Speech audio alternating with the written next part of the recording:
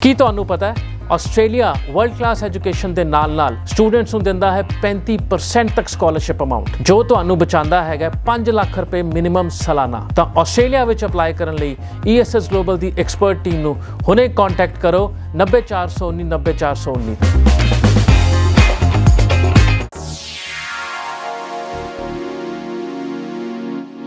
गल आस्ट्रेलिया की करन जा रहे हैं जी। पिछले हफ्ते कुछ चेंजिस जो है रूल्स विच आए ने, पूरी जानकारी तुहाडे नाल अज सांझी करन जा रहे हैं कि आखिर इन्हां चेंजिस दे नाल आस्ट्रेलिया स्टडी वीज़ा के उपर किस तरह का असर पै सकता है। सो स्टूडेंट्स लिए बहुत ही खास जानकारी रहने वाली है, इसलिए सारा शो तुसी शुरू तो अखीर तक ध्यान नाल वेखना ते सुनना। तुसी सत श्री अकाल जी, मैं हाँ हरजोत कौर ते तुसी वेख रहे हो तुहाडा अपना मनपसंद इमीग्रेशन शो उडारी विदेशा नूं ते अज सारी इन्फॉर्मेशन तुहाडे नाल सांझी करनगे ESS ग्लोबल तो वीज़ा एक्सपर्ट मिस्टर रोहित सेठी जी साडे नाल ने। बहुत बहुत स्वागत है सर, सत श्री अकाल। Thank you ma'am. एंड साडे नाल जुड़े सारे दर्शकों नूं मेरे वालों ते ESS की पूरी टीम वालों प्यार भरे सत श्री अकाल जी। सर आस्ट्रेलिया की जब ਆਪਾਂ ਗੱਲ ਕਰਦੇ ਹਾਂ ਥੋੜੇ ਸਮੇਂ ਬਾਅਦ ਕੁਝ ਨਾ ਕੁਝ ਚੇਂजेस ਸਾਹਮਣੇ ਆਉਂਦੇ ਨੇ। ਸੋ ਸਭ ਤੋਂ ਪਹਿਲਾਂ ਤਾਂ ਸ਼ੁਰੂਆਤ ਵਿੱਚ ਹੀ ਜ਼ਰੂਰ ਤੁਹਾਡੇ ਤੋਂ ਪੂਰੀ ਰਾਈਟ ਇਨਫੋਰਮੇਸ਼ਨ ਸਟੂਡੈਂਟਸ ਤੱਕ ਪਹੁੰਚਾਉਣਾ ਚਾਹਾਂਗੇ ਜਿਹੜੇ ਲਾਸਟ ਹਫਤੇ ਹੁਣ ਕੁਝ ਚੇਂजेस ਆਏ ਨੇ।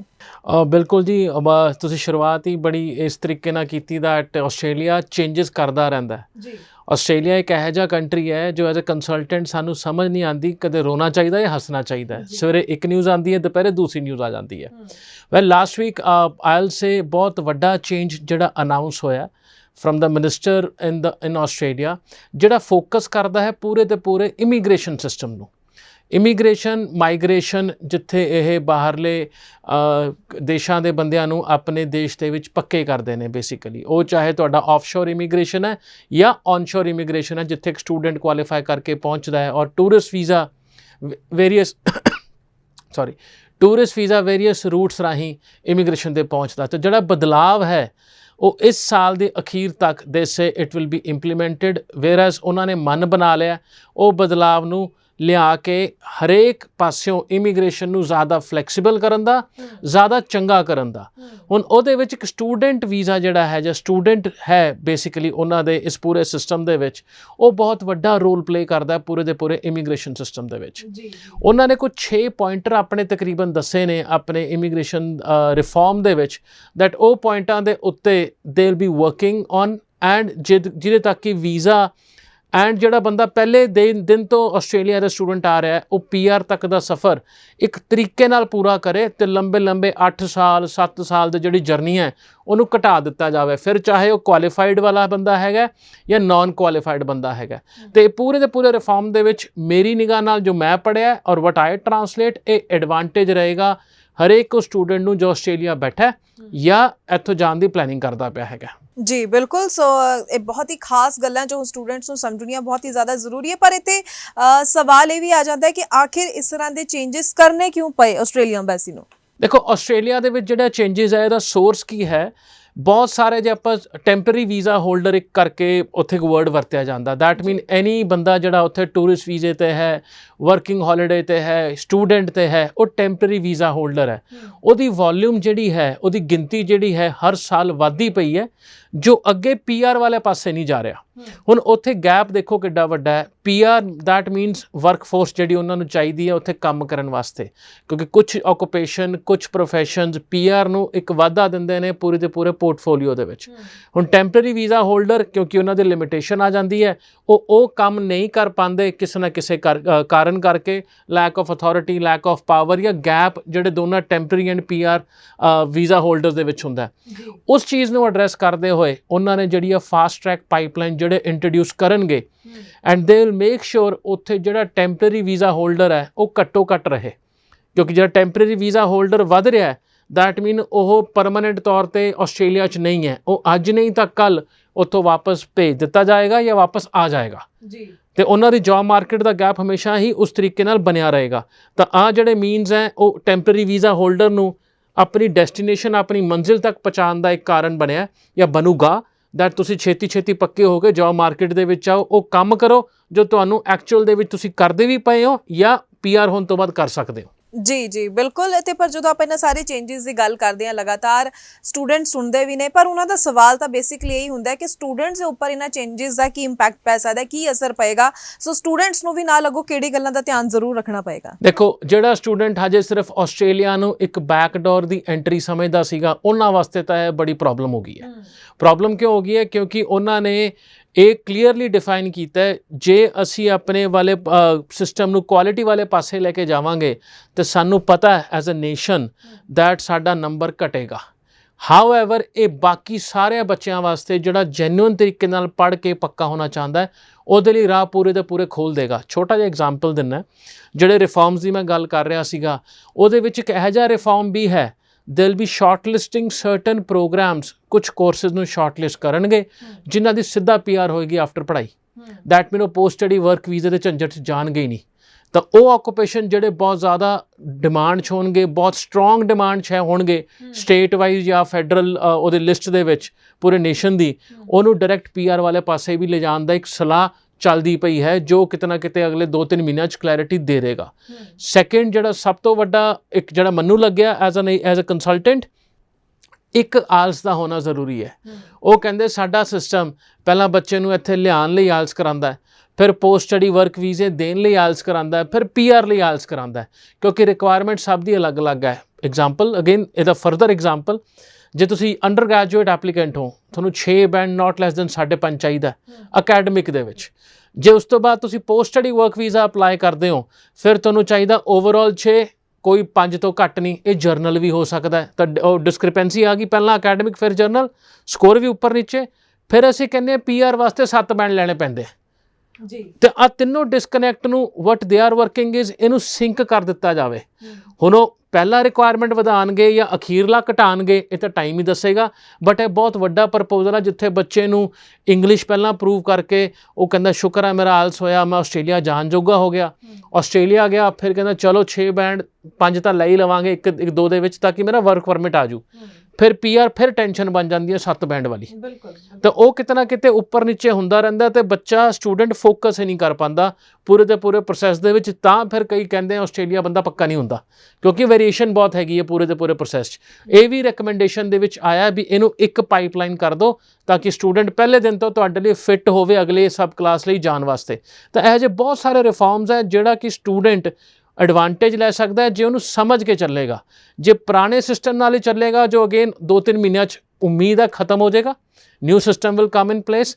ਤਾਂ ਉਹ new system is for those new student ਜਿਹੜੇ ਇੱਕ ਨਵਾਂ ਫਰੈਸ਼ ਸਟਾਰਟ ਕਰਨਾ ਚਾਹੁੰਦੇ ਆ ਪੂਰੇ ਦੇ ਪੂਰੇ ਆਸਟ੍ਰੇਲੀਆ ਦੀ ਜਰਨੀ ਨੂੰ। ਨਾ ਕਿ ਕੋਈ ਰੈਫਰੈਂਸ ਗਾਈਡ ਲੈਣਗੇ ਆਪਣੇ ਹਿਸਟਰੀ ਤੋਂ, ਜਿਹੜਾ ਉਹਨਾਂ ਦਾ ਫਰੈਂਡ ਗਿਆ ਹੋਇਆ ਪਿਛਲੇ ਸਾਲ ਜਾਂ 2 ਸਾਲ ਪਹਿਲਾਂ ਕੋਈ ਦੋਸਤ ਮਿੱਤਰ ਗਿਆ ਸੀਗਾ, ਉਹ ਸਾਰੇ ਰੈਫਰੈਂਸ ਖਤਮ ਹੋ ਜਾਣੇ ਅਗਲੇ 2-3 ਮਹੀਨਿਆਂ ਵਿੱਚ ਹੀ। ਜੀ ਬਿਲਕੁਲ। ਤੇ ਸਟੂਡੈਂਟਸ ਨੂੰ ਜ਼ਰੂਰ ਕਹਿਣਾ ਚਾਹਾਂਗੇ, ਤੁਹਾਡਾ ਆਪਣਾ ਕੋਈ ਸਵਾਲ ਹੈ, ਤੁਸੀਂ ਆਸਟ੍ਰੇਲੀਆ ਅਪਲਾਈ ਕਰਨ ਬਾਰੇ ਸੋਚ ਰਹੇ ਹੋ, ਹਾਲੇ ਪ੍ਰੋਫਾਈਲ ਨੂੰ ਲੈ ਕੇ ਤੁਹਾਨੂੰ ਕੋਈ ਡਾਊਟ ਨੇ, ਸਮਝ ਨਹੀਂ ਆ ਰਿਹਾ ਕਿਵੇਂ ਅਪਲਾਈ ਕਰੀਏ, ਜ਼ਰੂਰ ਇਹ ਜਿਹੜਾ ਨੰਬਰ ਡਿਸਪਲੇ ਇਸ ਉੱਪਰ ਤੁਸੀਂ ਕਾਲ ਕਰ ਸਕਦੇ ਹੋ। ESS ਗਲੋਬਲ ਦੀ ਟੀਮ ਦੇ ਨਾਲ ਟਾਈਮਲੀ ਕੰਟੈਕਟ ਕਰਕੇ ਸਹੀ ਰਾਹ ਤੇ ਤੁਰਦਿਆਂ ਹੋਇਆ ਤੁਸੀਂ ਆਪਣਾ ਸਟੱਡੀ ਵੀਜ਼ਾ ਹਾਸਲ ਕਰ ਸਕਦੇ ਹੋ। ਤੇ ਨਾਲ ਦੀ ਨਾਲ ਜੇਕਰ ਤੁਸੀਂ ਇਹਨਾਂ ਦੇ ਆਫਿਸ ਵਿਜ਼ਿਟ ਕਰਨਾ ਚਾਹੋ, ਸਾਰੀ ਬ੍ਰਾਂਚਿਸ ਦੀ ਐਡਰੈਸ ਡਿਟੇਲ ਵੀ ਸਕਰੋਲ ਦੇ ਵਿੱਚ ਚੱਲ ਰਹੀ ਹੈ, ਤੁਹਾਨੂੰ ਜਿੱਥੇ ਨੇੜੇ ਲੱਗੇ, ਈਜ਼ੀ ਲੱਗੇ, ਆਪਣੀ ਡਾਕੂਮੈਂਟ ਜ਼ਰੂਰ ਲੈ ਕੇ ਆਓ। ਸੋ ਸਰ, ਆਪਾਂ ਚੇਂजेस ਦੀ ਗੱਲ ਕਰ ਚੁੱਕੇ ਹਾਂ, ਤੇ ਇਹਨਾਂ ਸਭ ਚੇਂजेस ਦੇ ਨਾਲ ਅੱਗੋਂ ਅਗਰ ਆਪਾਂ ਅਪਕਮਿੰਗ ਇਨਟੇਕਸ ਦੀ ਗੱਲ ਕਰਦੇ ਹਾਂ, ਤਾਂ ਫਿਰ ਆਸਟ੍ਰੇਲੀਅਨ ਸਟੂਡੈਂਟ ਵੀਜ਼ਾ ਦਾ ਕਿਸ ਤਰ੍ਹਾਂ ਦਾ ਆਪਾਂ ਫਿਊਚਰ ਹੁਣ ਸਮਝ ਸਕਦੇ ਹਾਂ। ਤੁਸੀਂ ਐਜ਼ ਅ ਕੰਸਲਟੈਂਟ ਬਹੁਤ ਸਾਲਾਂ ਤੋਂ ਕੰਮ ਕਰ ਰਹੇ ਹੋ, ਕਈ ਸਟੂਡੈਂਟਸ ਨੂੰ ਗਾਈਡ ਕਰਦੇ ਆ ਰਹੇ ਹੋ, ਇਹ ਚੇਂजेस ਵੀ ਤੁਸੀਂ ਲਗਾਤਾਰ ਦੇਖਦੇ ਹੋ ਜੋ ਕੰਟਰੀਜ਼ ਕਰਦੀਆਂ ਨੇ।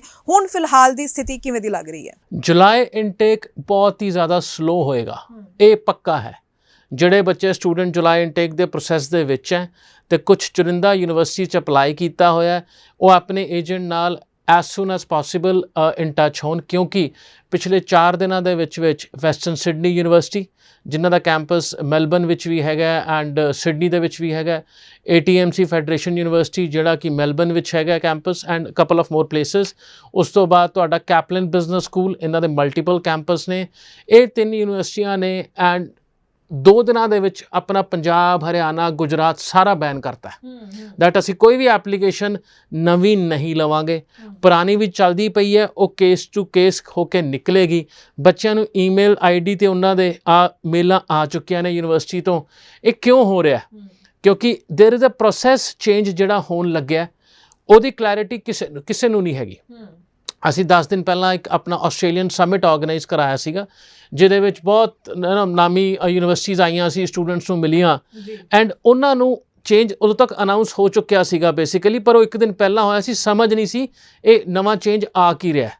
ਤੇ ਇਹ ਨਿਊਜ਼ ਜਾਂ ਇਹ ਇਸ ਟਾਈਮ ਸ਼ੋਅ ਕਰਨ ਦਾ ਕੰਟੈਕਸਟ ਇਹ ਹੈ, ਬਹੁਤ ਸਾਰੀ ਕਲੈਰਿਟੀ ਆ ਗਈ ਹੈ ਯੂਨੀਵਰਸਿਟੀਜ਼ ਵੱਲੋਂ, ਉਹ ਕਿਸ ਤਰ੍ਹਾਂ ਰਿਐਕਟ ਕਰਨਗੇ ਜਾਂ ਰਿਸਪੌਂਡ ਕਰਨਗੇ ਅਗਲੇ ਆਉਣ ਵਾਲੇ 2 ਹਫ਼ਤਿਆਂ ਦੇ ਵਿੱਚ। ਤੇ ਮੇਰੀ ਕੈਲਕੂਲੇਸ਼ਨ ਕਹਿੰਦੀ ਹੈ almost 20% universities, Punjab, Haryana and Gujarat, ਚਲੋ ਆਪਣੇ ਨਾਲ ਨਹੀਂ ਲੱਗਦਾ ਬਟ ਉਹ ਏਰੀਆ ਵੀ ਹਾਈ ਰਿਸਕ ਦੇ ਵਿੱਚ ਆਉਂਦਾ ਹੈ, ਉਹ ਆਪਣੇ ਹੱਥ ਖਿੱਚ ਲੈਣਗੀਆਂ ਅਗਲੇ ਇਨਟੇਕ ਵਾਸਤੇ, ਇਹ ਪੱਕਾ ਤੈਅ ਹੈ। ਤਾਂ ਜਿਹੜਾ ਬੱਚਾ ਕਲਾਸ 12th ਪਾਸ ਆਊਟ ਹੈ 2022 ਦੇ ਵਿੱਚ, ਉਹਨਾਂ ਨੂੰ ਇੱਕ ਸਪੈਸ਼ਲ ਰეკਮੈਂਡੇਸ਼ਨ ਆਪਣੇ ਯੂਨੀਵਰਸਿਟੀ ਦੇ ਨਾਲ ਇਨ ਟੱਚ ਹੋ ਕੇ ਫਟਾਫਟ GT ਅਪਰੂਵਲ ਵਾਲੇ ਪਾਸੇ ਚੱਲੋ, ਕਿਉਂਕਿ ਤੁਹਾਡੀ ਮੇਲ ਕਦੇ ਵੀ ਆ ਸਕਦੀ ਹੈ। ਕਿਉਂਕਿ ਜਿਹੜਾ ਵੀ ਇਹ ਬਦਲਾਵ ਅਸੈਸਮੈਂਟ ਲੈਵਲਾਂ 'ਚ ਹੋਇਆ ਉਹ ਉਹਨਾਂ ਸਟੂਡੈਂਟਸ ਕਰਕੇ ਹੋਇਆ ਜਿਹੜੇ 12ਵੀਂ ਤੋਂ ਬਾਅਦ ਗਿਆ, ਕਿਉਂਕਿ ਉਹ ਬੱਚਿਆਂ ਨੇ ਯੂਨੀਵਰਸਿਟੀ ਦੀ ਪੜ੍ਹਾਈ ਕੰਟੀਨਿਊ ਨਹੀਂ ਕੀਤੀ। ਉਹ ਬੱਚਿਆਂ ਨੇ ਆਪਣੀ 1 ਸਮੈਸਟਰ ਤੋਂ ਬਾਅਦ ਜਾਂ ਸਾਲ ਤੋਂ ਬਾਅਦ ਕੋਈ ਸਸਤੇ cookery courses, air conditioning courses ਵਾਲੇ ਪਾਸੇ ਹੋ ਗਏ, ਤਾਂ ਯੂਨੀਵਰਸਿਟੀਆਂ ਦਾ ਅਸੈਸਮੈਂਟ ਲੈਵਲ ਹਿੱਲ ਗਿਆ। ਬਹੁਤ ਵਧੀਆ ਯੂਨੀਵਰਸਿਟੀਆਂ AL1 ਤੋਂ AL2 'ਚ ਆ ਗਈਆਂ ਨੇ ਨਵੇਂ ਬਦਲਾਵ ਕਰਕੇ। ਤੇ ਆਹ ਚੇਂਜ ਜਿਹੜਾ ਹੈ ਯੂਨੀਵਰਸਿਟੀਜ਼ ਨੇ ਬਹੁਤ ਵੈਲਕਮ ਕੀਤਾ, ਦੈਟ ਓਕੇ ਇੱਕ ਨਵਾਂ ਸਿਸਟਮ ਆਏਗਾ ਆਲਮੋਸਟ 11 ਸਾਲ ਬਾਅਦ, ਕਿਉਂਕਿ SVP 2012 ਸ਼ੁਰੂ ਹੋਇਆ ਸੀ, 2015 'ਚ SSVF ਆ ਗਿਆ ਸੀਗਾ, ਜੋ 2023 ਤੱਕ ਚੱਲਦਾ ਰਿਹਾ। ਕੋਈ ਚੇਂਜ ਨਹੀਂ ਆਇਆ ਸਿਸਟਮ ਦੇ ਵਿੱਚ, ਸਿਰਫ GT ਉੱਪਰ ਥੱਲੇ ਹੋਈ ਜੀ। ਅੱਜ ਇਹ ਯੂਨੀਵਰਸਿਟੀ ਨੇ ਆਹ ਕਾਗਜ਼ ਮੈਂਡੇਟ ਕਰਤਾ, ਦੂਸਰੀ ਯੂਨੀਵਰਸਿਟੀ ਨੇ ਦੂਸਰਾ ਕਾਗਜ਼ ਮੈਂਡੇਟ ਕਰਤਾ, ਉਹ ਉੱਪਰ ਥੱਲੇ ਬਦਲਾਵ ਹੋਏ। ਪਰ ਜਿਹੜਾ ਚੇਂਜ ਆਊਗਾ ਤਕਰੀਬਨ 10 ਸਾਲਾਂ ਤੋਂ ਬਾਅਦ ਇੱਕ ਪੂਰਾ ਸਿਸਟਮ ਚੇਂਜ ਹੋਏਗਾ, ਜਿਹਦੇ ਵਿੱਚ ਨਵੇਂ ਰੈਗੂਲੇਸ਼ਨ, ਨਵੇਂ ਰੂਲਸ ਐਂਡ ਨਵੇਂ ਸਟੂਡੈਂਟ ਰਿਕਰੂਟ ਕਰਨ ਦੇ ਤਰੀਕੇ ਵੀ ਹੋਣਗੇ। ਤਾਂ ਯੂਨੀਵਰਸਿਟੀਜ਼ ਨੇ ਆਪਣਾ ਸਾਰਾ ਕੰਮ ਜਿਹੜੇ 3-4 ਯੂਨੀਵਰਸਿਟੀਆਂ ਦੇ ਨਾਮ ਲਿੱਤੇ ਬੰਦ ਕਰਤਾ ਵੀ ਅਸੀਂ ਜੁਲਾਈ ਇਨਟੇਕ ਨਹੀਂ ਕਰਾਂਗੇ, ਕੋਈ ਸਮੱਸਿਆ ਨਹੀਂ, ਪਰ ਅਗਲਾ ਜਨਵਰੀ ਔਰ ਨਵੰਬਰ ਇਨਟੇਕ ਸਾਂਭ ਕੇ ਚੱਲਾਂਗੇ ਤਾਂ ਕਿ ਅਸੀਂ ਫਰੈਸ਼ ਸਟਾਰਟ ਕਰੀਏ। ਐਮਬੈਸੀ ਦੀ ਨਿਗਾਹ ਦੇ ਵਿੱਚ ਹੋ ਸਕਦਾ ਅਸੈਸਮੈਂਟ ਲੈਵਲ ਸਕੁਐਸ਼ ਹੀ ਹੋ ਜਾਏ, ਖਤਮ ਹੀ ਹੋ ਜਾਏ, ਸਾਰੀ ਯੂਨੀਵਰਸਿਟੀਆਂ ਇੱਕ ਬਰਾਬਰ ਆ ਜਾਣ, ਕਿਉਂਕਿ ਇਹ ਚੇਂਜ ਕਰਕੇ ਕਈ ਅਸੈਸਮੈਂਟ ਲੈਵਲ 2 ਯੂਨੀਵਰਸਿਟੀਜ਼ ਨੇ ਵੀ ਆਪਣੀ ਰਿਕਰੂਟਮੈਂਟ ਫਰੀਜ਼ ਕਰਤੀ ਹੈ, ਕੁਛ ਦੇਖਦੇ ਹੋਏ ਦੈਟ ਓਕੇ ਅਸੀਂ ਇਹਨੂੰ ਅੱਗੇ ਲੈ ਕੇ ਜਾਣਾ ਕਿ ਨਹੀਂ ਲੈ ਕੇ ਜਾਣਾ। ਤਾਂ ਬਹੁਤ ਸਾਰੇ ਇੰਟਰਸਟਿੰਗ ਟਾਈਮ ਆਉਣ ਵਾਲੇ ਨੇ ਆਸਟ੍ਰੇਲੀਆ ਦੇ, ਜਿੱਥੇ ਐਜ਼ ਅ ਕੰਸਲਟੈਂਟ ਸਾਨੂੰ ਪਤਾ ਬਹੁਤ ਸਾਰੀ ਮਿਹਨਤ ਦੁਬਾਰਾ ਕਰਨੀ ਪੈਣੀ ਹੈ, ਕਿਉਂਕਿ ਜੇ ਯੂਨੀਵਰਸਿਟੀ ਦਾ ਮੇਲ ਆ ਗਿਆ ਅਸੀਂ ਬੰਦ ਕਰਤਾ ਤੇ ਉਹ ਬੱਚੇ ਦੀ ਐਪਲੀਕੇਸ਼ਨ ਦੁਬਾਰਾ ਪੈਣੀ ਹੈ। ਤੇ ਬਹੁਤ ਸਾਰੇ ਸਟੂਡੈਂਟ ਜੁਲਾਈ ਤੋਂ ਨਵੰਬਰ ਡੈਫਰ ਹੋਣਗੇ ਹੀ ਹੋਣਗੇ, ਕਿਉਂਕਿ ਉਹਨੂੰ ਕੋਈ ਰੋਕ ਨਹੀਂ ਸਕਦਾ। ਪ੍ਰੋਸੈਸਿੰਗ ਹੀ ਬਹੁਤ ਜ਼ਿਆਦਾ ਸਲੋ ਹੈ due to this new changes which have been announced. ਜੀ ਬਿਲਕੁਲ। ਸੋ ਪਹਿਲਾਂ ਹੀ GT ਨੂੰ ਲੈ ਕੇ ਸਟੂਡੈਂਟਸ ਦੇ ਮਨ ਵਿੱਚ ਬਹੁਤ ਸਾਰੇ ਡਾਊਟ ਸੀਗੇ, ਤੇ ਹੁਣ ਲਗਾਤਾਰ ਹੋਰ ਵੀ ਜਿਸ ਤਰ੍ਹਾਂ ਦੇ ਚੇਂਜਸ ਆ ਜਾਂਦੇ ਨੇ ਤਾਂ ਸਟੂਡੈਂਟਸ ਹੋਰ ਘਬਰਾ ਵੀ ਜਾਂਦੇ ਨੇ ਕਈ ਵਾਰ ਕਿ ਕਿਤੇ ਸਟ੍ਰਿਕਟ ਤਾਂ ਨਹੀਂ ਹੋ ਰਿਹਾ ਆਸਟ੍ਰੇਲੀਆ। ਤੇ ਅਸੀਂ ਇਸ ਸ਼ੋਅ ਦੇ ਜ਼ਰੀਏ ਇਸ ਲਈ ਰਾਈਟ ਇਨਫੋਰਮੇਸ਼ਨ ਰਾਈਟ ਟਾਈਮ ਤੇ ਲੈ ਕੇ ਤੁਹਾਡੇ ਸਾਹਮਣੇ ਹਾਜ਼ਰ ਹੁੰਦੇ ਆ। ਪਰ ਫਿਰ ਵੀ ਤੁਹਾਡਾ ਕੋਈ ਸਵਾਲ ਹੋਵੇ, ਲਗਾਤਾਰ ਮੈਂ ਕਹਿ ਰਹੀ ਹਾਂ ਨੰਬਰ ਜਿਹੜਾ ਡਿਸਪਲੇ ਹੈ ਇਸ ਨੂੰ ਨੋਟ ਕਰ ਲਓ, ESS ਗਲੋਬਲ ਦਾ ਨੰਬਰ ਹੈ, ਤੁਸੀਂ ਸਹੀ ਗਾਈਡੈਂਸ ਦੇ ਲਈ ਇਸ ਨੰਬਰ ਤੇ ਕਾਲ ਕਰਕੇ ਸਲਾਹ ਜ਼ਰੂਰ ਲੈ ਸਕਦੇ ਹੋ। ਸੋ GT ਦੀ ਜਿਵੇਂ ਤੁਸੀਂ ਪਹਿਲਾਂ ਵੀ ਹੁਣ ਗੱਲ ਕੀਤੀ ਕਿ ਕੁਝ ਟਾਈਮ ਬਾਅਦ ਜੋ ਹੈ ਰੂਲਸ ਥੋੜਾ ਬਹੁਤ ਚੇਂਜ ਕੀਤੇ ਜਾਂਦੇ ਆ। ਨਾਲ ਦੀ ਨਾਲ ਮੈਂ ਗੱਲ ਸਪਾਊਸ ਵੀਜ਼ਾ ਨੂੰ ਲੈ ਕੇ ਵੀ ਜ਼ਰੂਰ ਕਰਨਾ ਚਾਹੂੰਗੀ। ਸਵਾਲ ਇਹ ਵੀ ਰਹਿੰਦੇ ਨੇ ਕਿ ਆਉਣ ਵਾਲੇ ਸਮੇਂ ਵਿੱਚ ਕੀ ਲੱਗਦਾ ਸਪਾਊਸ ਵੀਜ਼ਾ ਨੂੰ ਲੈ ਕੇ ਵੀ ਥੋੜਾ ਸਟ੍ਰਿਕਟ ਹੁੰਦਾ ਨਜ਼ਰ ਆਏਗਾ ਆਸਟ੍ਰੇਲੀਆ ਹੋਰ? I doubt on that, ਕਿਉਂਕਿ ਆਸਟ੍ਰੇਲੀਆ ਹੀ ਸਭ ਤੋਂ ਪਹਿਲਾ ਕੰਟਰੀ ਸੀਗਾ ਜਿਹਨੇ ਸਪਾਊਸ ਵੀਜ਼ਾ ਦਾ ਟ੍ਰੈਂਡ ਸ਼ੁਰੂ ਕੀਤਾ ਸੀ, ਤੇ ਇਹਨੇ ਹਜੇ ਤੱਕ ਉਹ ਟ੍ਰੈਂਡ ਕੈਰੀ ਫਾਰਵਰਡ ਕੀਤਾ ਹੋਇਆ। ਕੋਵਿਡ ਦੇ ਦੌਰਾਨ ਇਹਨਾਂ ਨੂੰ ਇਹ ਜ਼ਰੂਰ ਕੈਲਕੂਲੇਸ਼ਨ ਸੀ ਵੀ ਕੋਵਿਡ ਜਦ ਚੱਲ ਰਿਹਾ ਸੀਗਾ ਜਾਂ ਕੋਵਿਡ ਓਵਰ ਹੋਇਆ ਵੀ ਸਪਾਊਸ ਦੀ ਕੋਈ ਅਰਜੈਂਸੀ ਨਹੀਂ ਹੈ ਬਾਹਰ ਜਾਣ ਦੀ, ਅਸੀਂ ਮੇਨ ਐਪਲੀਕੈਂਟ ਜਿਹੜਾ ਪੜ੍ਹਨ ਜਾਣਾ ਚਾਹੁੰਦਾ ਹੈ ਉਹਨੂੰ ਹੀ ਅੱਗੇ ਲੈ ਕੇ ਆਈਏ। ਤਾਂ ਸਪਾਊਸ ਦੇ ਵੀਜ਼ੇ ਸਲੋ ਹੋਏ ਸੀਗੇ, ਰਿਜੈਕਟ ਵੀ ਹੋਏ ਸੀ ਪਹਿਲੀ ਵਾਰ, ਜੋ ਵਾਪਸ ਲਾਏ ਗਏ ਤਾਂ ਉਹ ਲੱਗਣੇ ਸ਼ੁਰੂ ਹੋ ਗਏ। ਤਾਂ ਆਈ ਡਾਊਟ ਕੋਈ ਸਪਾਊਸ ਨੂੰ ਲੈ ਕੇ ਜਾਂ ਫੈਮਲੀਜ਼ ਨੂੰ ਲੈ ਕੇ ਕੋਈ ਆਸਟ੍ਰੇਲੀਆ GT ਦੇ ਵਿੱਚ ਗਵਰਨਮੈਂਟ ਕੋਈ ਚੇਂਜ ਕਰੇਗੀ। ਹਾਂ, ਯੂਨੀਵਰਸਿਟੀਜ਼ ਆਪਣੇ ਪੈਰਾਮੀਟਰ ਆਪ ਰੱਖ ਸਕਦੇ ਨੇ ਵੀ ਸਾਨੂੰ ਸਪਾਊਸ ਕੇਸ ਨਹੀਂ ਚਾਹੀਦਾ, ਫੈਮਲੀ ਕੇਸ ਨਹੀਂ ਚਾਹੀਦਾ ਔਰ ਮੈਰਿਡ ਨਹੀਂ ਹੋਣਾ ਚਾਹੀਦਾ। ਯੂਨੀਵਰਸਿਟੀ ਦੀ ਫਰੀडम ਹੁੰਦੀ ਹੈ ਆਪਣਾ ਇੱਕ ਪ੍ਰੋਟੋਕੋਲ ਸੈੱਟ ਕਰਨ ਦਾ, ਉਹਦੇ ਵਿੱਚ ਚੇਂਜਸ ਚੱਲਦੇ ਰਹੇ ਹੈ, ਹੋ ਵੀ ਰਹੇ ਹੈ ਤੇ ਹੋਣਗੇ ਵੀ। ਤਾਂ ਬੱਚਾ ਆਪਣੇ ਹਿਸਾਬ ਦੇ ਨਾਲ ਕਿੱਥੇ ਕੁਆਲੀਫਾਈ ਕਰਦਾ ਹੈ ਉਹ ਯੂਨੀਵਰਸਿਟੀ ਨੂੰ ਸਿਲੈਕਟ ਕਰਕੇ ਅੱਗੇ ਜਾ ਸਕਦਾ ਹੈਗਾ।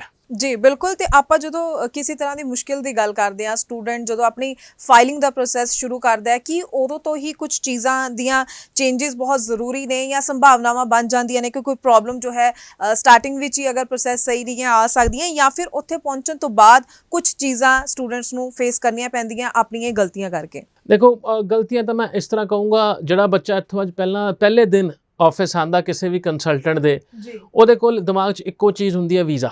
ਮੇਰਾ ਵੀਜ਼ਾ ਕਿਵੇਂ ਆਊਗਾ? ਜਿਵੇਂ ਵੀਜ਼ਾ ਲੱਗ ਜਾਂਦਾ ਹੈ, ਅਗਲਾ ਸਵਾਲ ਹੁੰਦਾ ਹੁਣ ਮੈਂ ਉੱਥੇ PR ਕਿਵੇਂ ਹੋਣਾ ਜੀ। ਵੈਲ ਵੀਜ਼ੇ ਦੀ ਜਰਨੀ ਵੀ 4 ਤੋਂ 5 ਮਹੀਨਿਆਂ ਦੀ ਕਈ ਵਾਰ ਬਣ ਜਾਂਦੀ ਹੈ, ਕਈ ਵਾਰ 7-7 ਮਹੀਨਿਆਂ ਦੀ ਬਣ ਜਾਂਦੀ ਹੈ, ਜਿਵੇਂ ਯੂਨੀਵਰਸਿਟੀ ਤੁਹਾਡੇ ਕੇਸ ਨੂੰ ਲੈ ਕੇ ਚੱਲਦੀ ਹੈ।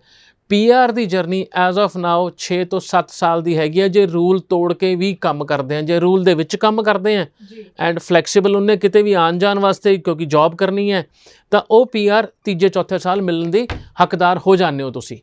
ਹਾਊਐਵਰ ਹੁਣ ਜਿਹੜਾ ਬੱਚਾ ਅੱਜ ਹੈ ਤੇ ਆਉਣ ਵਾਲੇ ਅਗਲੇ ਸਾਲ ਹੋਏਗਾ, ਉਹਦੇ ਮਾਈਂਡਸੈਟ 'ਚ ਬਹੁਤ ਫਰਕ ਹੋਏਗਾ, ਕਿਉਂਕਿ ਅੱਜ ਆਸਟ੍ਰੇਲੀਅਨ ਗਵਰਨਮੈਂਟ ਨੂੰ ਇਹ ਸਮਝ ਆ ਗਈ ਹੈ ਜਿਹੜਾ ਰਸਤਾ ਹੈਗਾ ਸਟੂਡੈਂਟ ਵੀਜ਼ਾ ਟੂ PR, ਉਹ ਇੱਕ ਵੈਲਿਡ ਰਸਤਾ ਹੈ। ਬੱਚੇ ਉਹਨੂੰ ਚੂਜ਼ ਕਿਉਂ ਨਹੀਂ ਕਰ ਪਾਉਂਦੇ? ਕਿਉਂਕਿ ਉਹ ਅਨਐਕਸਪੈਕਟਿਡ ਐਕਸਪੈਕਟੇਸ਼ਨ ਲੈ ਕੇ ਆਉਂਦੇ ਨੇ ਉਹਨਾਂ ਦੇ ਕੰਟਰੀ ਦੇ ਵਿੱਚ।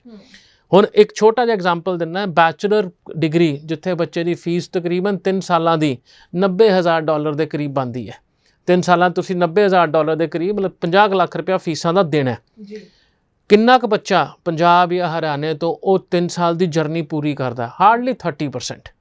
70% ਇੱਧਰ ਉੱਧਰ ਹੋ ਜਾਂਦਾ। ਕੋਈ ਕਨਕਰੈਂਟ COE ਲੈ ਕੇ ਕੁੱਕਰੀ ਚਲਾ ਜਾਂਦਾ ਹੈ, ਕੋਈ ਹੋਰ ਪ੍ਰੋਗਰਾਮ ਕਰਨ ਲੱਗ ਜਾਂਦਾ ਹੈ, ਅਤੇ ਉਹਨੂੰ ਕਹਿੰਦੇ ਵੀ ਸਾਡਾ ਕੋਰਸ ਔਖਾ ਹੈ। ਹੁਣ ਉਹ ਜਦ GT ਦੇ ਵਿੱਚ ਇੰਟਰਵਿਊ ਦਿੰਦਾ ਨਾ, ਉਦੋਂ ਪੂਰਾ ਕਹਿੰਦਾ ਵੀ ਆਹ ਕੋਰਸ ਮੈਂ ਪੜ੍ਹਾਂਗਾ, ਆਹ ਸਬਜੈਕਟ ਪੜ੍ਹਾਂਗਾ, ਪੂਰਾ ਇੰਟਰਸਟ ਦਿਖਾਉਂਦਾ। ਇਹ ਸਭ ਚੀਜ਼ਾਂ ਰਿਕਾਰਡ ਹੁੰਦੀਆਂ ਨੇ। ਹੁਣ ਜਦ ਰਿਕਾਰਡ ਹੁੰਦੀਆਂ ਨੇ ਅਤੇ ਉਸ ਤੋਂ ਬਾਅਦ ਅੱਗੇ ਜਾ ਕੇ ਜਦ ਤੁਸੀਂ ਯੂਨੀਵਰਸਿਟੀ ਚੇਂਜ ਕਰਨ ਤੇ ਉਹਨੂੰ ਲੈ ਕੇ ਜਾਂਦੇ ਹੋ, ਤਾਂ ਉਹ ਚੀਜ਼ਾਂ ਯੂਨੀਵਰਸਿਟੀ ਤੁਹਾਡੇ ਫੇਸ ਦੇ ਉੱਤੇ ਵਾਪਸ ਪਾ ਦਿੰਦੀਆਂ ਨੇ, ਤੁਸੀਂ ਆਹ ਕਹਿ ਕੇ ਆਏ ਸੀਗੇ ਅਤੇ ਅੱਜ ਤੁਸੀਂ ਆਹ ਕਹਾਣੀ ਸੁਣਾਉਂਦੇ ਪਏ ਹੋ। ਹੁਣ ਇਹ ਸਾਰੀ ਜਿਹੜਾ ਡਾਟਾਬੇਸ ਇਕੱਠਾ ਹੁੰਦਾ ਨਾ, ਪਿਛਲੇ 4-5 ਸਾਲਾਂ ਦਾ ਇਕੱਠਾ ਹੋਇਆ ਹੋਣਾ, ਜਾਂ ਫੈਬ ਇਨਟੇਕ ਦੇ ਵਿੱਚ ਰਿਕਾਰਡ ਬ੍ਰੇਕਿੰਗ ਬੱਚੇ ਨੇ ਕਾਲਜ ਚੇਂਜ ਕੀਤੇ, ਰਿਕਾਰਡ ਬ੍ਰੇਕਿੰਗ ਮਤਲਬ ਬਹੁਤ ਸਾਰੇ ਬੱਚਿਆਂ ਨੇ ਇੱਧਰ ਉੱਧਰ ਗਏ, ਜਿਹਦੇ ਕਰਕੇ ਯੂਨੀਵਰਸਿਟੀਆਂ ਤੜਪਣਾ ਸ਼ੁਰੂ ਕਰ ਗਈਆਂ ਵੀ ਇਹ ਸਾਡਾ ਫਾਇਦਾ ਚੱਕਿਆ ਜਾ ਰਿਹਾ ਐਜ਼ ਅ ਸਿਸਟਮ। ਉਹਨਾਂ ਨੇ ਵੀ ਗਵਰਨਮੈਂਟ ਨੂੰ ਅਪਰੋਚ ਕੀਤਾ ਵੀ ਜਾਂ ਤਾਂ ਇਹ ਸਿਸਟਮ ਠੀਕ ਕਰੋ ਜਾਂ ਸਾਨੂੰ ਸਟ੍ਰੀਮਲਾਈਨ ਕਰਨਾ ਬੰਦ ਕਰੋ, ਪੂਰਾ ਆਸਟ੍ਰੇਲੀਆ ਸਟੈਂਡਰਡ ਕਰ ਦਿਓ ਨਾ। ਜਿਹੜਾ ਡਿਪਲੋਮਾ ਕਰਨਾ ਚਾਹੁੰਦਾ ਉੱਥੋਂ ਹੀ ਡਿਪਲੋਮਾ 'ਚ ਆਵੇ, ਜਿਹੜਾ ਯੂਨੀਵਰਸਿਟੀ ਪੜ੍ਹਨਾ ਆਉਂਦਾ ਉੱਥੋਂ ਹੀ ਯੂਨੀਵਰਸਿਟੀ 'ਚ ਆਵੇ। ਬੜਾ ਸਿੰਪਲ ਜਿਹਾ ਫੈਕਟਰ ਹੈ।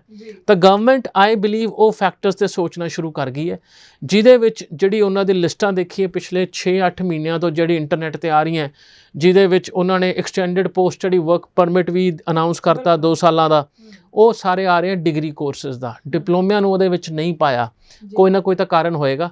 ਦੈਟ ਮੀਨ ਉਹ ਇੱਕ ਆਪਣੇ ਡਿਪਲੋਮਿਆਂ ਵਾਲੇ ਬੱਚਿਆਂ ਨੂੰ ਸਾਂਭ ਕੇ ਜਾਂ ਪ੍ਰੋਫੈਸ਼ਨਸ ਨੂੰ, ਉਹ ਜੌਬਸ ਨੂੰ ਸਾਂਭ ਕੇ ਐਡਰੈਸ ਕਰ ਚੁੱਕੇ ਹੈ ਜਾਂ ਐਡਰੈਸ ਕਰਨ ਦੀ ਪਲੈਨਿੰਗ ਬਣ ਚੁੱਕੀ ਹੈ। ਜੋ ਉਹਨਾਂ ਦਾ ਘਾਟ ਇਸ ਟਾਈਮ ਆ ਰਿਹਾ, ਉਹ ਪੜ੍ਹਾ ਲਿਖਾ ਬੱਚਾ ਆ ਰਿਹਾ, ਅਨਸਕਿਲਡ ਬੱਚਾ ਨਹੀਂ ਚਾਹੀਦਾ। ਇਸ ਨੇ ਇੱਕ ਸਟੂਡੈਂਟ ਨੇ ਕਿਹਾ, ਬੜਾ ਆਇਆ ਮੇਰੇ ਕੋਲ, ਕਹਿੰਦਾ ਭਾਜੀ ਬਸ ਇੱਕ ਵਾਰ ਵੀਜ਼ਾ ਲੱਗ ਜੇ, ਮਤਲਬ ਟੈਕਸੀ 'ਚ ਹਨੇਰੀ ਪੱਟ ਦੇਣੀ ਹੈ। ਮੈਂ ਕਿਹਾ ਇਮੈਜਿਨ ਕਰ, ਅਗਲੇ ਸਾਲ ਜਦ ਤੂੰ ਗਿਆ ਅਤੇ ਉੱਥੇ ਸਾਰੀਆਂ ਟੈਕਸੀਆਂ ਜਾਂ ਮੈਜੋਰਿਟੀ ਟੈਕਸੀਆਂ ਡਰਾਈਵਰ ਤੋਂ ਬਿਨਾਂ ਹੋ ਜਾਣ, ਕਿਉਂਕਿ ਜਿਸ ਪਾਸੇ ਦੁਨੀਆ ਜਾਂਦੀ ਪਈ ਹੈ, AI ਆਰਟੀਫਿਸ਼ੀਅਲ ਇੰਟੈਲੀਜੈਂਸ ਵੱਡੀਆਂ ਜੌਬ ਰਿਪਲੇਸ ਕਰਦਾ ਪਿਆ, ਫਿਰ ਤੂੰ ਕੀ ਕਰੇਗਾ? ਫਿਰ ਉਹ ਚੁੱਪ ਹੀ ਹੋ ਗਿਆ, ਕਿਉਂਕਿ ਉਹ ਦਿਮਾਗ ਸਿਰਫ ਟੈਕਸੀ ਸੀ, ਯੂਨੀਵਰਸਿਟੀ ਨਹੀਂ ਸੀ, ਪੜ੍ਹਾਈ ਨਹੀਂ ਸੀ। ਮੈਂ ਕਿਹਾ ਆਹ ਕੇਸ ਇਮੈਜਿਨ ਕਰ। ਇਹ ਸਾਰੇ ਜਿਹੜੇ ਲੋ ਸਕਿਲਡ ਜੌਬ ਹੈ ਨਾ, ਇਹ ਅੱਜ ਨਹੀਂ ਤਾਂ ਕੱਲ੍ਹ ਖਤਮ ਹੋ ਜਾਣੀ ਹੈ। ਇਹ PR ਨਹੀਂ ਦਿਵਾਉਣਗੀਆਂ। PR ਦਵਾਊਗੀ ਐਜੂਕੇਸ਼ਨ ਐਂਡ ਐਜੂਕੇਸ਼ਨ ਦੇ ਉੱਪਰ ਵਰਕ। ਜੇ ਅੱਜ ਆਪਾਂ ਆਈਫੋਨ ਫੜਨ ਦੇ ਵਿੱਚ ਬੜਾ ਪ੍ਰਾਊਡ ਫੀਲ ਕਰਦੇ ਆ ਨਾ, ਅਤੇ ਆਈਫੋਨ ਤੁਹਾਡੀਆਂ ਗੱਲਾਂ ਸੁਣ ਕੇ ਜਵਾਬ ਦਿੰਦਾ, ਜਾਂ ਚੈਟ GPT ਜਿਹਨਾਂ ਤੁਸੀਂ ਗੱਲ ਕਰ ਸਕਦੇ ਹੋ ਇਹਨੂੰ ਲਿਖ ਕੇ, ਤਾਂ ਆਹ ਚੀਜ਼ਾਂ ਦੁਨੀਆ ਅਗਰ ਆਰਟੀਫਿਸ਼ੀਅਲ ਇੰਟੈਲੀਜੈਂਸ ਵਾਲੇ ਪਾਸੇ ਤੁਰੀ ਜਾਂਦੀ ਹੈ, ਲੋ ਸਕਿਲਡ ਤਾਂ ਵੈਸੇ ਨਹੀਂ ਰਹਿਣਾ। ਅਤੇ ਸਾਰੀਆਂ ਇਮੀਗ੍ਰੇਸ਼ਨ ਪਾਲਿਸੀਆਂ ਲੋ ਸਕਿਲਡ ਤੋਂ ਬਜਾਏ ਹਾਈ ਸਕਿਲਡ 'ਤੇ ਹੋ ਜਾਣੀਆਂ। ਅਤੇ ਅੱਜ ਉਹ ਟਾਈਮ ਹੈ ਜਦ ਤਿਆਰ ਹੋਣਾ। ਆ ਨਵਾਂ ਚੇਂਜ ਜਿਹੜਾ ਆਸਟ੍ਰੇਲੀਆ ਦਾ ਆਇਆ, ਇਫ ਇਟ ਕਮਸ ਦਾ ਵੇ ਜਿਵੇਂ ਮੈਂ ਐਜ਼ਿਊਮ ਕਰ ਰਿਹਾ, ਆਲ ਬੀ ਦਾ ਹੈਪੀਐਸਟ ਵਨ, ਕਿਉਂਕਿ ਕਿਤੇ ਨਾ ਕਿਤੇ ਆਸਟ੍ਰੇਲੀਆ ਆਪਣੇ ਇੰਟੈਗ੍ਰਿਟੀ ਨੂੰ ਉਹ ਕਰ ਲੇਗਾ, ਇੰਟੈਕਟ ਕਰ ਲੇਗਾ ਵੀ ਚਲੋ ਸਾਨੂੰ ਇਹ ਤਾਂ ਓਪਰਚੁਨਿਟੀ ਜਿਹਨੇ ਵਰਤਣਾ ਸੀ 2008 'ਚ ਵਰਤ ਲਿਆ। ਅੱਜ ਅਸੀਂ ਬੱਚਿਆਂ ਦਾ ਭਵਿੱਖ ਬਣਾ ਕੇ ਆਪਣੇ ਦੇਸ਼ ਦਾ ਭਵਿੱਖ ਬਣਾਉਣਾ। ਤਾਂ ਉਹ ਫੈਕਟਰ ਜਿਹੜੇ ਹੈ ਕਿਤੇ ਨਾ ਕਿਤੇ ਦਿਖਦੇ ਪਏ ਆ, ਆਉਂਦੇ ਪਏ ਆ, ਅਤੇ ਇਸ ਈਅਰ ਐਂਡ ਤੱਕ ਐਪਲੀਕੇਬਲ ਵੀ ਹੋ ਜਾਣਗੇ। ਬਿਲਕੁਲ ਤੁਸੀਂ ਸਹੀ ਕਹੀ ਹੈ, ਕਿਉਂਕਿ ਗੱਲ ਆਸਟ੍ਰੇਲੀਆ ਪੋਟੈਂਸ਼ੀਅਲ ਸਟੂਡੈਂਟ ਨੂੰ ਹੀ ਵੈਲਕਮ ਕਰਨਾ ਚਾਹ ਰਿਹਾ। ਪਰ ਜਿਵੇਂ ਆਪਾਂ ਗੱਲ ਕੁਝ ਚੇਂਜਿਸ ਦੀ ਜਦ ਕਰਦੇ ਹਾਂ, ਚਾਹੇ ਕਿ GT ਅਪਡੇਸ਼ਨ ਦੀ ਜਦ ਗੱਲ ਸੀ ਕਿ ਰੀਸੈਂਟ ਪਾਸ ਆਊਟ ਸਟੂਡੈਂਟ ਨੂੰ ਹੀ ਲਿਆ ਜਾਏਗਾ, ਤਾਂ ਜਿਹੜੇ ਆਸਟ੍ਰੇਲੀਆ ਜਾਣਾ ਚਾਹੁੰਦੇ ਨੇ ਸਟੂਡੈਂਟ, ਚਾਹੇ 19-20 ਦੇ ਪਾਸ ਆਊਟ ਸਟੂਡੈਂਟ ਆ, ਉਹ ਨਹੀਂ ਜਾ ਪਾਉਣਗੇ। ਹੁਣ ਜਿਹੜੇ ਵੀ ਸਟੂਡੈਂਟਸ, ਕਿਉਂ ਇਹਨਾਂ ਚੀਜ਼ਾਂ ਨੂੰ ਦੇਖ ਕੇ ਲੱਗਦਾ ਹੈ ਕਿ ਸਟੂਡੈਂਟਸ ਨੂੰ ਹੀ ਸਫਰ ਹੋਣਾ ਪੈਂਦਾ ਹੈ। ਜਿੰਨੇ ਵੀ ਆਪਾਂ ਏਜੰਟਸ ਦੀ ਗੱਲ ਕਰ ਲਈਏ, ਯੂਨੀਵਰਸਿਟੀਜ਼ ਦੀ ਗੱਲ ਕਰ ਲਈਏ, ਉਹਨਾਂ ਨੂੰ ਤਾਂ ਸਫਰ ਨਹੀਂ ਹੋਣਾ ਪੈਂਦਾ, ਉਹਨਾਂ ਕੋਲ ਤਾਂ ਫਾਈਲਸ ਆਉਂਦੀਆਂ ਹੀ ਰਹਿੰਦੀਆਂ। ਦੇਖੋ ਸਟੂਡੈਂਟ ਦੀ ਦੁਨੀਆ ਨਾ ਬੜੀ ਛੋਟੀ ਜੀ ਹੁੰਦੀ ਹੈ ਜੀ, ਜਿਹੜੀ ਮੈਂ ਫੀਲ ਕੀਤੀ ਹੈ। ਸਟੂਡੈਂਟ ਕਹਿੰਦਾ ਜੀ ਸਭ ਤੋਂ ਪਹਿਲਾਂ ਸਟੈਪ ਮਨ ਤਾਂ ਵੀਜ਼ਾ ਚਾਹੀਦਾ ਹੈ, ਜਿਵੇਂ ਪਹਿਲਾਂ ਕਿਹਾ ਉਹਦੀ ਸ਼ੁਰੂਆਤ ਵੀਜ਼ੇ ਤੋਂ ਤੇ ਅੰਤ ਵੀਜ਼ੇ ਤੋਂ। ਉਹਨੂੰ ਜਿਹੜਾ ਵੀ ਉਹ ਆਪਰੇਟ ਕਰਦਾ ਨਾ ਪ੍ਰੋਸੈਸ ਦੇ ਵਿੱਚ ਜਾਂਦਾ, ਅੱਛਾ ਇੱਥੇ ਪੈਸੇ ਲੱਗਣੇ ਨੇ ਇੰਨੇ ਫਾਲਤੂ, ਉਹ ਕਹਿੰਦਾ ਲੋ ਜੀ, ਕਿਉਂਕਿ ਉਹਦੇ ਦਿਮਾਗ 'ਚ ਵੀਜ਼ਾ ਚੱਲਦਾ ਪਿਆ, ਉਹਦੇ ਦਿਮਾਗ 'ਚ ਵਾਈ ਨਹੀਂ ਚੱਲਦਾ ਪਿਆ ਕਿਉਂ ਪੈਸੇ ਐਕਸਟਰਾ ਲੈਂਦੇ ਪਏ ਨੇ ਜਾਂ ਕਿਉਂ ਐਕਸਟਰਾ ਖਰਚਾ ਕਰਾਇਆ ਜਾ ਰਿਹਾ। ਉਹ ਕਹਿੰਦਾ ਵੀਜ਼ੇ ਵਾਸਤੇ ਨਾ ਇੱਕ ਵਾਰ ਵੀਜ਼ਾ ਆ ਜਾਏ ਸਭ ਖਰੇ ਹੈ। ਇੱਕ ਆਮ ਤੌਰ ਤੇ ਸੁਣਨ ਨੂੰ ਆਉਂਦਾ ਇਹਨੂੰ ਇੰਨੇ ਪੈਸੇ ਦੇ ਦਿਓ ਜੀ ਫੰਡ ਵਾਸਤੇ, ਇਹਨੂੰ ਇੰਨੇ ਪੈਸੇ ਦੇ ਦਿਓ ਮੈਡੀਕਲ ਵਾਸਤੇ, ਬਲਾ ਬਲਾ ਬਲਾ। ਹਰੇਕ ਫੈਕਟਰ ਤੇ ਬੱਚਾ ਸਿਰਫ ਇੱਕੋ ਜ਼ੀਲ ਦੇ ਨਾਲ ਆਪਣੇ ਦਿਮਾਗ 'ਚ ਆਪਰੇਟ ਕਰਦਾ, ਤੇ ਜਦ ਉਹ ਯੂਨੀਵਰਸਿਟੀ ਦਾ ਇੰਟਰਵਿਊ ਦੇਣ ਜਾਂਦਾ ਨਾ ਉਹ ਡਰ ਜਾਂਦਾ, ਉਹ ਬਹੁਤ ਡਰਿਆ ਹੁੰਦਾ। ਕਿਉਂ ਡਰਿਆ ਹੁੰਦਾ? ਕਿਉਂਕਿ ਉਹਦੇ ਦਿਮਾਗ ਚੱਲਦਾ ਹਾਏ ਜੇ ਮੇਰਾ ਵੀਜ਼ਾ ਨਹੀਂ ਆਇਆ, ਕਿਉਂਕਿ ਵੀਜ਼ੇ ਤੋਂ ਆਪਰੇਟ ਕਰਦਾ। ਵੈਰਸ ਯੂਨੀਵਰਸਿਟੀ ਵਾਲਾ ਬੰਦਾ ਕਹਿੰਦਾ ਜੇ ਉਹਦੀ ਸੀਟ ਨੂੰ ਸਮਝ ਕੇ ਦੇਖੀਏ, ਜਿਹੜਾ ਬੱਚਾ ਉਹਦੀ ਯੂਨੀਵਰਸਿਟੀ 'ਚ ਆਉਣਾ ਚਾਹੁੰਦਾ ਉਹਨੇ ਤਾਂ ਸਿੰਪਲ ਇਹੀ ਗੱਲ ਦਾ ਟੈਸਟ ਲੈਣਾ ਕਿ ਤੂੰ ਮੇਰੀ ਯੂਨੀਵਰਸਿਟੀ ਆਉਣ ਲਈ ਦਿਮਾਗੀ ਤੌਰ ਤੇ ਫਿੱਟ ਹੈ, ਇਨਫੋਰਮੇਸ਼ਨ ਪੂਰੀ ਲੈ ਲਈ ਹੈ ਕਿ ਨਹੀਂ ਲੈ ਲਈ ਹੈ, ਤੇਰੇ ਕੋਲ ਨੰਬਰ ਹੈਗੇ, ਆਲਸ ਹੈਗਾ, ਤੈਨੂੰ ਆਫਰ ਮਿਲ ਗਿਆ। ਆਫਰ ਇੰਟਰਵਿਊ ਨਾਰਮਲੀ ਆਫਰ ਤੋਂ ਬਾਅਦ ਹੁੰਦਾ, ਤਾਂ ਉਹਦੇ ਵਿੱਚ ਕੀ ਤੁਸੀਂ ਇਨਫੋਰਮੇਸ਼ਨ ਕਲੈਕਟ ਕੀਤੀ ਮੇਰੀ ਯੂਨੀਵਰਸਿਟੀ ਵਾਸਤੇ, ਤੁਹਾਨੂੰ ਮੇਰੀ ਯੂਨੀਵਰਸਿਟੀ ਦਾ ਖਰਚਾ ਪਤਾ, ਕਿਉਂਕਿ ਉਹਦੀ ਸੀਟ ਦੀ ਡਿਮਾਂਡ ਉਹ ਕਹਿੰਦੀ ਹੈ। ਉਹਦਾ ਇੰਟਰਸਟ ਜੀਟੀ ਦਾ ਸਿਰਫ ਇੰਨਾ ਹੈ, ਤੇ ਸਟੂਡੈਂਟ ਦਾ ਇੰਟਰਸਟ ਹੈ ਜਿਹੜਾ ਹੈ ਵੀਜ਼ਾ। ਦੋਨੋਂ ਮਿਲਦੇ ਹੀ ਨਹੀਂ ਪਏ। ਤਾਂ ਇਮੈਜਿਨ ਕਰੋ ਤੁਸੀਂ ਇੱਕ ਆਪਣੇ ਬੈਸਟ ਫਰੈਂਡ ਨਾਲ ਕਿੰਨੀ ਗੱਲਾਂ ਕਰ ਲੈਂਦੇ ਹੋ ਇੱਕ ਫਰੈਂਡ ਦੇ ਨਾਲ, ਜਾਂ ਅਣਜਾਣ ਬੰਦੇ ਨਾਲ ਗੱਲਾਂ ਹੋ ਜਾਂਦੀਆਂ ਜਾਂ ਤੁਹਾਡੇ ਇੰਟਰਸਟ ਮਿਲ ਜਾਂਦੇ ਨੇ। ਜੇ ਇੰਟਰਸਟ ਨਹੀਂ ਮਿਲਣਗੇ ਤੁਸੀਂ 2 ਮਿੰਟ ਗੱਲ ਕਰਕੇ ਚੁੱਪ ਹੋ ਜਾਓਗੇ। ਇਹੀ ਹੁੰਦਾ ਹੈ ਜਦ ਇੱਕ ਬੱਚਾ ਤੇ ਯੂਨੀਵਰਸਿਟੀ ਵਾਲਾ ਗੱਲ ਕਰਦਾ, ਉਹਦਾ ਇੰਟਰਸਟ ਹੈ ਤੁਹਾਡੀ ਜੈਨੂਇਨਟੀ ਚੈੱਕ ਕਰਨਾ, ਤੁਹਾਡਾ ਇੰਟਰਸਟ ਹੈ ਵੀਜ਼ਾ। ਹੁਣ ਹਾਈ ਟਾਈਮ ਹੈ ਉਹਨੂੰ ਰਿਪਲੇਸ ਕਰ ਦਿੱਤਾ ਜਾਵੇ ਅਗਲੇ ਦੇ ਨਾਲ, ਕਿਉਂਕਿ ਜੇ ਤੁਹਾਡਾ ਵੀਜ਼ਾ ਨਹੀਂ ਲੱਗਿਆ ਏਜੰਟ ਨੇ ਆਪਣੇ 20-30 ਹਜ਼ਾਰ ਰੁਪਏ ਜਾਂ ਬਹੁਤ ਸਾਰੇ ਪੈਸੇ ਕਮਾ ਲੈਣੇ ਹੈ। ਯੂਨੀਵਰਸਿਟੀ ਕੋਲ ਬੱਚਿਆਂ ਦੀ ਘਾਟ ਨਹੀਂ ਹੈਗੀ, ਉਹਨਾਂ ਨੇ ਰਿਫੰਡ ਪਾ ਦੇਣਾ, ਤੇ ਤੁਸੀਂ ਆਪਣਾ ਇੱਕ ਸੌਰੀ ਫੇਸ ਲੈ ਕੇ ਚੱਲ ਯਾਰ ਹੁਣ ਹੋਰ ਕੰਟਰੀ ਕਰੀਏ। ਦੈਟ ਇਜ਼ ਓਨਲੀ ਆਪਸ਼ਨ ਜਿਹੜਾ ਸਟੂਡੈਂਟ ਲੈ ਕੇ ਆਉਂਦਾ। ਉਹ ਸ਼ੁਰੂਆਤ ਕਿਉਂ ਹੁੰਦੀ ਹੈ? ਕਿਉਂਕਿ ਵੀਜ਼ੇ ਤੋਂ ਸ਼ੁਰੂਆਤ ਹੈ ਸੋਚਣ ਦੀ, ਬਾਹਰ ਜਾਣ ਦੀ। ਕਿਵੇਂ ਕਰਾਂਗਾ, ਕਾਮਯਾਬ ਹੋਵਾਂਗਾ ਜਾਂ ਕਿਵੇਂ ਪੜ੍ਹਾਈ 'ਚ ਅੱਗੇ ਨਿਕਲਣਾ, ਇਹ ਕਿਤੇ ਡਿਸਕਸ਼ਨ ਨਹੀਂ ਹੁੰਦਾ। ਸੋ ਬਹੁਤ ਬਹੁਤ ਥੈਂਕਸ ਸਰ ਕਿ ਆਸਟ੍ਰੇਲੀਆ ਬਾਰੇ ਤੁਸੀਂ ਸਾਰੇ ਚੇਂਜਸ ਨੂੰ ਡਿਟੇਲ ਦੇ ਨਾਲ ਸਟੂਡੈਂਟਸ ਨੂੰ ਸਮਝਾਇਆ ਹੈ। ਬਹੁਤ ਬਹੁਤ ਧੰਨਵਾਦ ਤੁਹਾਡਾ। ਇਸ ਦੇ ਨਾਲ ਹੀ ਹੁਣ ਮੈਨੂੰ ਯਾਨੀ ਕਿ ਹਰਜੋਤ ਕੌਰ ਨੂੰ ਵੀ ਦਿਓ ਜੀ ਇਜਾਜ਼ਤ। ਧੰਨਵਾਦ। ਕੀ ਤੁਹਾਨੂੰ ਪਤਾ ਹੈ ਆਸਟ੍ਰੇਲੀਆ ਵਰਲਡ ਕਲਾਸ ਐਜੂਕੇਸ਼ਨ ਦੇ ਨਾਲ ਸਟੂਡੈਂਟਸ ਨੂੰ ਦਿੰਦਾ ਹੈ 35% ਤੱਕ ਸਕਾਲਰਸ਼ਿਪ ਅਮਾਉਂਟ, ਜੋ ਤੁਹਾਨੂੰ ਬਚਾਉਂਦਾ ਹੈਗਾ 5 ਲੱਖ ਰੁਪਏ ਮਿਨੀਮਮ ਸਾਲਾਨਾ। ਤਾਂ ਆਸਟ੍ਰੇਲੀਆ ਵਿੱਚ ਅਪਲਾਈ ਕਰਨ ਲਈ ESS ਗਲੋਬਲ ਦੀ ਐਕਸਪਰਟ ਟੀਮ ਨੂੰ ਹੁਣੇ ਕੰਟੈਕਟ ਕਰੋ 90419 90419।